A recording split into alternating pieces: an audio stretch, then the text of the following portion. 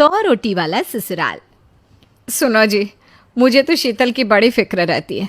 उसका ध्यान तो बस घर के बाहर दोस्तों के साथ घूमने फिरने में ही रहता है। उसे कुछ बोलो तो एक नहीं सुनती। मैं तो कहती हूँ इसकी जल्दी शादी वादी करवा दो, वरना लड़की हाथ से निकल जाएगी। तुमसे ज़्यादा चिंता है मुझे शीतल की शादी की। कल ही वो रामपुर वाले मौसा जी को फ़ोन भी किया था। बता रहे थे एक लड़का है नज़र में। उनका अपना घर है और लड़का भी अच्छा है। अरे तो फिर बस बात चलाओ ना, एक बार देखे तो सही लड़का और घर बार कैसा है।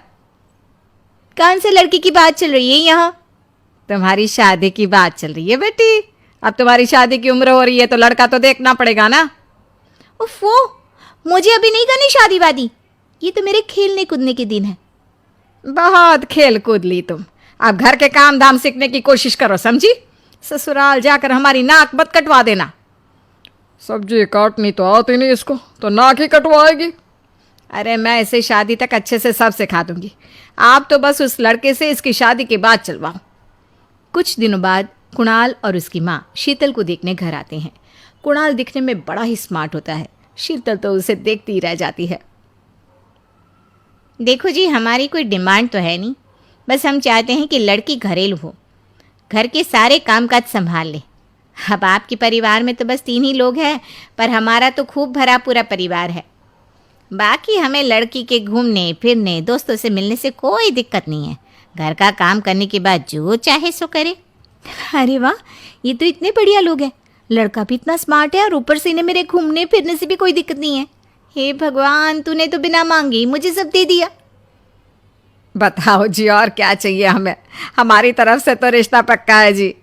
बस फिर तो हंसी खुशी शीतल और कुणाल की शादी हो जाती है।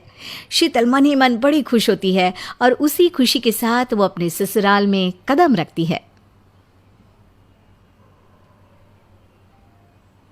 आओ बहू, तुम्हारा अपने ससुराल में स्वागत है। ये मिलो अपने परिवार से। ये तुम्हारे ससुर जी, तुम्हारी ननद सुनीता और गीता, सुनीता के पति राजेश और उनके 2 बच्चे राजू और चिंटू। ये ना हमारे साथ यहीं रहते हैं।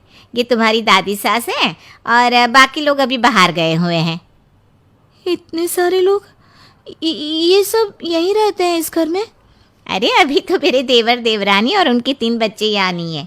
उसके मायके में भी शादी थी ना, तो बस वहीं गई है। कल तक आ जाएंगे। हे भगवान, ये घर है या धर्मशाला? ये सब एक साथ इस घर में कैसे रहते हैं? मुझे तो पता ही नहीं था इनका इतना बड़ा परिवार है।